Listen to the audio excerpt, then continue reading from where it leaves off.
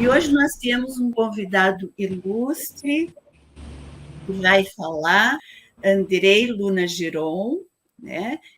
Que é um pedagogo, poeta, artista em vários setores, músico e também fotógrafo maravilhoso e um grande erudito na história, na arte cinematográfica.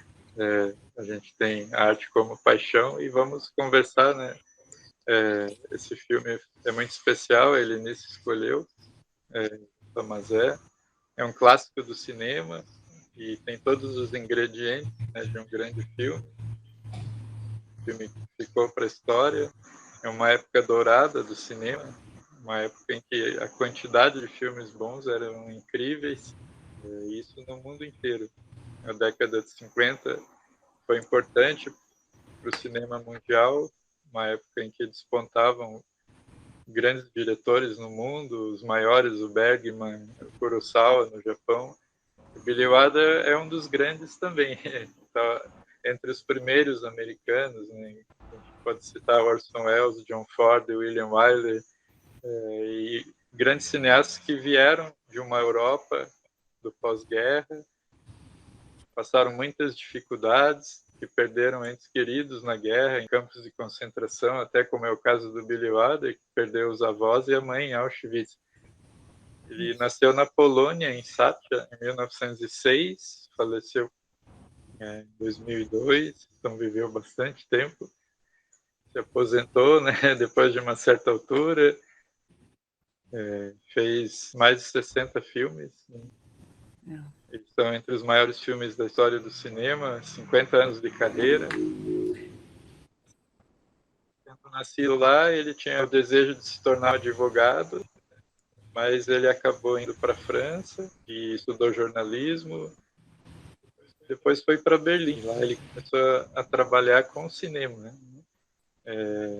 Desenvolvendo roteiros, desenvolvendo filmes também. Mas com a chegada de Hitler em 1933, ele acaba fugindo de novo para a França e depois para os Estados Unidos, onde ele se fixa e dá início a essa sua carreira. Ele teve uma grande parceria com o Brackett, que é um grande roteirista. Na época, os roteiristas eram muito importantes, até grandes escritores, né, formaram a base de grandes roteiros e de grandes filmes, como Faulkner, John Steinbeck, Ernest Hemingway. E alguns até trabalharam com o roteiro mesmo, em cinema. E até alguns franceses também, filósofos. Então é uma época muito rica também em relação aos roteiros. E toda a equipe técnica geralmente vinha da Europa, né? O compositor desse filme, o Hollander, é um alemão também, que trabalhou muito com Sternberg, a Marlene Dietrich, né? Ficou famoso. Tem uma cantora alemã muito boa, Ute Lemper, né? Que faz umas regravações contemporâneas desses compositores, e ele é um deles. A gente lembra da Lili Marlene, a música famosa.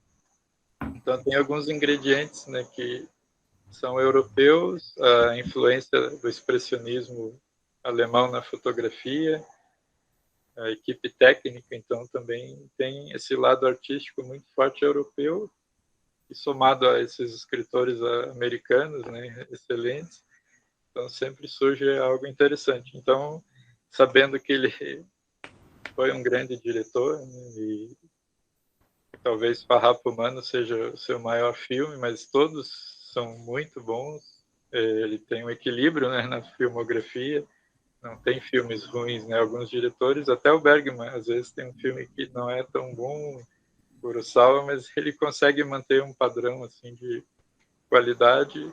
E como é uma época do cinema comercial, eram filmes que faziam um sucesso de público e crítica.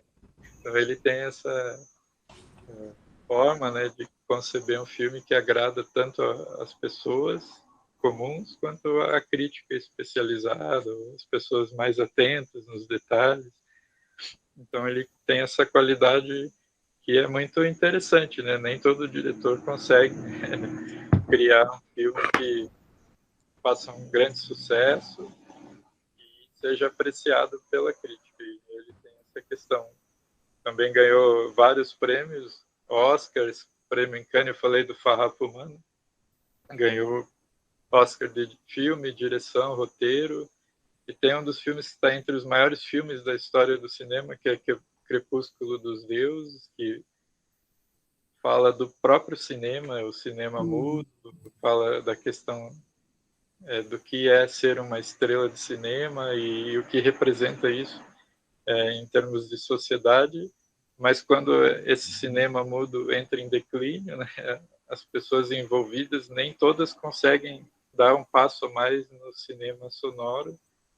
Então há um drama, né, um conflito pessoal de muitos artistas que perdem esse chão.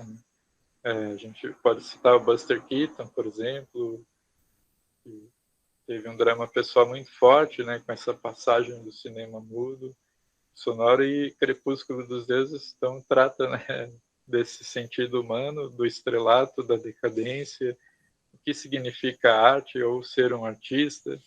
E isso é um tema recorrente, principalmente em Hollywood, né, que é um berço de celebridades, mas o que é ser celebridade, o que é ser artista, né, o que é mais importante, a vida, né, da pessoa também, em relação a esses fatos. Então, nem todo artista consegue, né, lidar muito bem, é difícil. E a gente, então, vai perceber que nos anos 50 é a época dos grandes atores, grandes atrizes, e muitos têm muitos problemas, conflitos com bebida, com transtornos, né, com violência.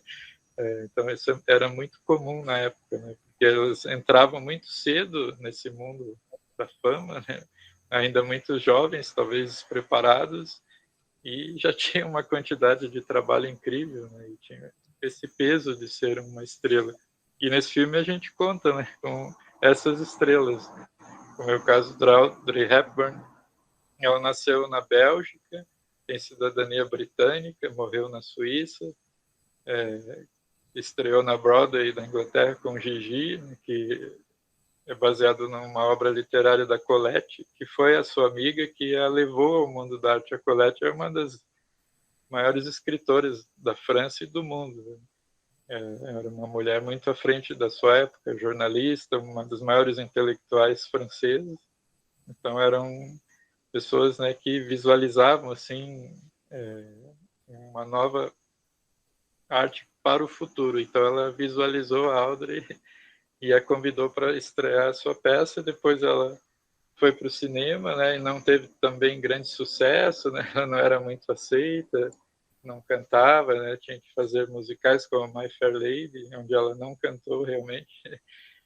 A Julie Andrews, né, que era para ser a atriz, ficou com a voz, mas enfim, fez grandes clássicos do cinema e trabalhou com os grandes diretores, do William Wyler, por exemplo, com todos os grandes astros. E aí no final da vida ela tem um trabalho dedicado à Unicef, né, ao humanitarismo, ficou famosa por isso, né, e faleceu, né, com câncer. Mas é uma atriz emblemática, que não tinha talvez aquele estilo, né, das atrizes de Hollywood, mas pelo seu carisma, né, pela sua personalidade única, ela conseguiu imprimir um carisma, uma força de interpretação muito intensa, muito grande, e acabou se tornando uma queridinha, assim, um ícone aí que foi crescendo com o passar do tempo. Fez os grandes clássicos do cinema, clássicos tardios como Bonequinha de Luxo, né, mas Guerra e Paz, né? Trabalhou com Stanley Donen, que também é um dos maiores diretores, né, que fez o maior musical, que é Dançando na Chuva. É um dos últimos filmes dela, é muito bom, né? Então ela tem essa carreira aí muito forte. E o Humphrey Bogart também é tido como o maior astro, né, nesse sentido de stars que a gente falou, de celebridades, como o maior americano, né, o maior de todos os tempos. Também começou uma carreira, né, filmes noirs, né, ele típico personagem de chapéu e capa, taciturno, né, sério, mas era um ator de filmes B que acabou entrando nesse sistema também e fez grandes obras como John Huston, por exemplo, e filmes noirs. E o William Holden também, né, um grande ator importante, né, que fez grandes trabalhos. O William Holden trabalha também em Crepúsculo dos Deuses, né? Aí estão os três. Ó. Então é uma fase áurea. Esse filme tem um remake do Sidney Pollack, né, com Harrison Ford, que eu gosto muito também. O Sidney Pollack é uma espécie de herdeiro, né? Assim como o Blake Edwards, um diretor que segue essa linha do que eles criaram nessa época, que é a chamada comédia romântica, né? Mas isso vem dos anos 30, com Howard Hawks, sentido leve, né, de um cinema com humor, com romantismo, com uma ironia muito forte, com essa questão também social, que fazia parte, né, do entretenimento da época, mas que era muito bem feito. A época dos melodramas, né, do Frank Borzage, dos anos 30. E o melodrama também era muito forte nessa época. Sim. Eles tinham essa questão do romantismo, mas há muitas pitadas aí, né, de algo a mais, né, que são muito interessantes e que fazem esses filmes crescerem ao longo dos anos.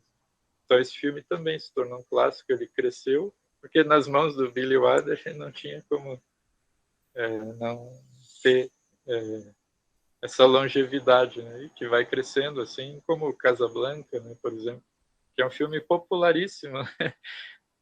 Mas é um filme que cresce, é um filme simples. Então, sim, Michael Kurtz, né? E aí há muitos diretores, como o Wilder, como a gente comentou, né, que fugiram da Europa, Otto Preminger, Sternberg, enfim, há tantos diretores maravilhosos que fugiram, o próprio Douglas Sirk, enfim, é uma época muito interessante. Então, ficou aí para a história do cinema. E essa questão das classes também, que é abordada, é muito interessante. Ele tem uma característica muito forte na comédia, né? Porque fazer comédia, me dá a impressão, é mais difícil do que apelar pelo estilo grego de tragédias, né? E as comédias dele são geniais. Ele trabalhou com Marilyn Monroe, né? Quanto mais quente, melhor. Ele fez coisas incríveis nesse sentido, né? O Billy Wilder. O Apartamento também ganhou Oscar, né? Se o Meu Apartamento falasse, está entre as maiores. Esse ainda não assisti, estou querendo muito assistir, porque nas pesquisas que eu fui fazendo com ele, se o Meu Apartamento falasse, pelo jeito deve ser uma delícia de filme. Fiquei morrendo de vontade de assistir. A inteligência dele, a maneira como ele vai induzindo para o humor, que é uma peculiaridade muito rara, né? E ele é muito elogiado por isso, né? Tem a Irmã Dulce também, que tem um pouco de comédia. Ele trabalha com o Bas Font também, esse humor que retrata uma sociedade underground, né?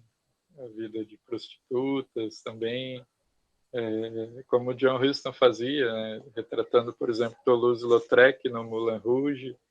Então, tem um diálogo com o cinema noir também nesses filmes, né? Que buscam questões sociais, questões difíceis que as pessoas enfrentavam. Então, ele também traz o humor como uma crítica, como uma ironia.